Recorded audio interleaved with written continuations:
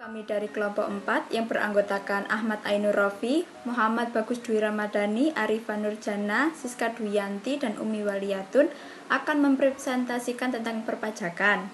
Pajak adalah kontribusi wajib kepada negara oleh pribadi atau badan yang bersifat memaksa berdasarkan undang-undang dengan tidak mendapatkan imbalan secara langsung tetapi digunakan oleh negara untuk kemakmuran rakyatnya. Di sini saya akan menjelaskan tentang definisi pajak menurut Profesor Dr. Rohmat Suemirto SH.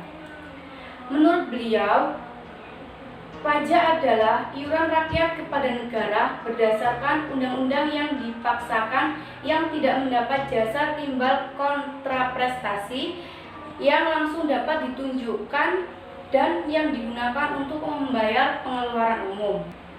Dan yang kedua, saya akan menjelaskan unsur-unsur pajak.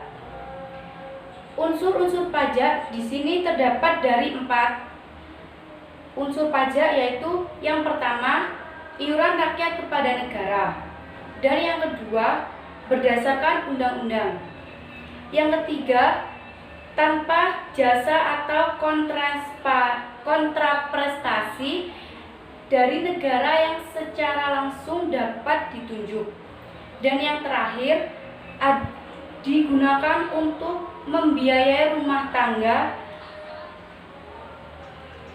negara, yaitu pengeluaran yang bermanfaat bagi masyarakat luas. Yang terakhir, saya di sini akan menjelaskan tentang fungsi pajak. Kalian sudah tahu belum? Fungsi pajak di sini terdapat dari 2 fungsi pajak yang terdiri dari 1. Fungsi anggaran. Fungsi anggaran tersebut berfungsi sebagai salah satu sumber dana bagi pemerintah untuk membiayai pengeluarannya. Dan yang kedua, ada fungsi mengatur. Fungsi mengatur berfungsi sebagai alat untuk mengatur atau melaksanakan kebijaksanaan pemerintah. Syarat-syarat pemungutan pajak. Syarat-syarat pemungutan pajak yaitu yang pertama, pemungutan pajak harus adil atau syarat keadilan sesuai dengan hukum, yaitu mencapai keadilan undang-undang maupun pelaksanaan pemungutan harus adil. Yang kedua, pemungutan pajak harus berdasarkan undang-undang atau syarat yuridis. Yang ketiga, tidak mengganggu perekonomian atau syarat ekonomi. Pemungutan tidak boleh mengganggu kelancaran kegiatan produksi maupun perdagangan sehingga tidak menimbulkan kelesuan perekonomian masyarakat. Pengelompokan pajak menurut golongannya. Pengelompokan pajak menurut golongannya dibagi menjadi 2. Yang pertama, pajak langsung, yaitu pajak yang dipikul sendiri oleh wajib pajak dan tidak dapat dibebankan atau dilimpahkan kepada orang lain. Contohnya pajak penghasilan. Yang kedua, pajak tidak langsung, yaitu pajak yang akhirnya dapat dibebankan atau dilimpahkan kepada orang lain. Contohnya pajak pertambahan nilai.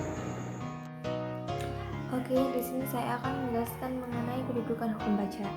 Nah, menurut Profesor Dr. Ahmad Suemirto SH, hukum pajak mempunyai kedudukan di antara hukum-hukum sebagai berikut.